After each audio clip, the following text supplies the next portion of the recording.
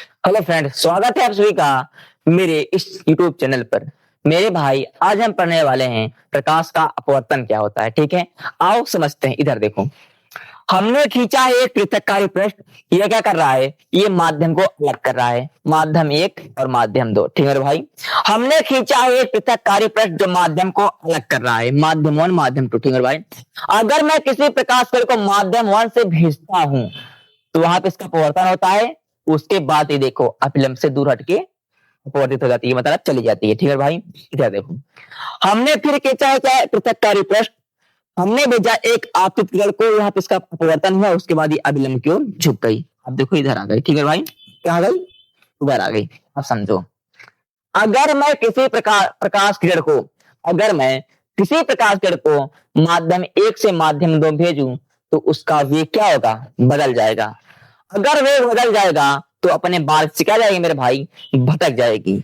मतलब प्रकाश का अपवर्तन ये कहता है, अगर मैं किसी प्रकाश किरण को माध्यम एक मतलब किसी पारदर्शी माध्यम से किसी दूसरे पारदर्शी माध्यम में भेजता हूं, तब प्रकाश किरण अपने मार्ग से विचलित हो जाती है। इसी घटना को हम क्या कहते हैं मेरे भाई? इसी घटना को कहते हैं हम प्रकाश का क्या? अपवर्तन। इधर देखो, जब कोई प्रकाश किरण किसी एक पारदर्शी माध्यम से किसी दूसरे पारदर्शी माध्यम में जाती है तो अपने मार्ग से विचलित हो जाती है, उसे प्रकाश का अपवर्तन कहते हैं।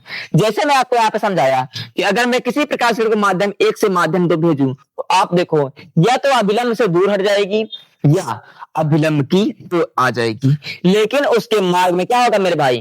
परिवर्तन होगा, जिसके कारण अपने मार्ग से विचलित हो जाती है।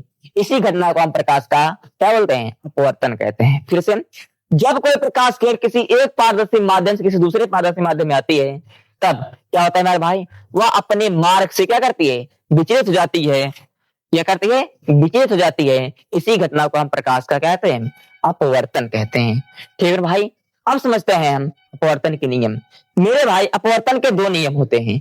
अब समझते हैं पहला वाला। इधर देखो, अगर मैं बोलूं जो प्रकाश किरण आती है उसका नाम है आपतित किरण, और जो अपवर्तित होने बाद चली जाती है उसका नाम क्या होता है? अपवर्तित किरण।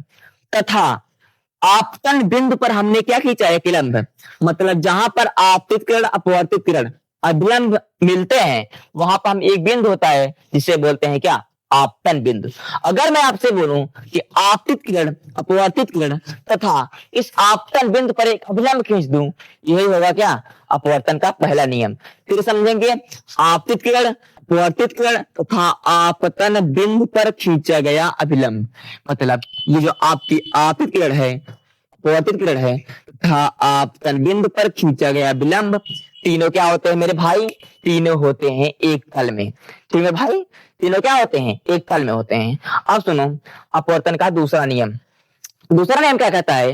यदि मैं माध्यम को फिक्स कर दूं और प्रकाश की किरण बताओ उसका कलर को फिक्स कर दूं, मतलब अगर मैं माध्यम को फिक्स कर दूं, मतलब पानी हवा पानी हवा पानी तेल पानी कुछ भी कर दूं, यदि मैं माध्यम को फिक्स कर दूं और प्रकाश की वर्ण क्या बोलता हूं?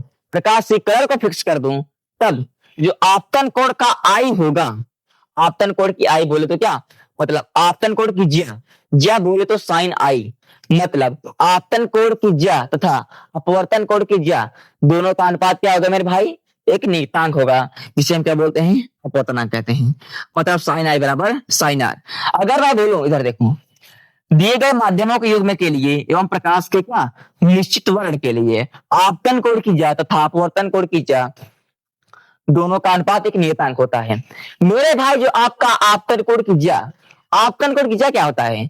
आपतन कोण की ज्या बोले तो साइन उसका कोण थीटा, मतलब साइन थीटा मतलब साइन आर। देखो इसका कोण क्या है? आई है, तो आप क्या बोलेंगे? साइन आई बोलेंगे।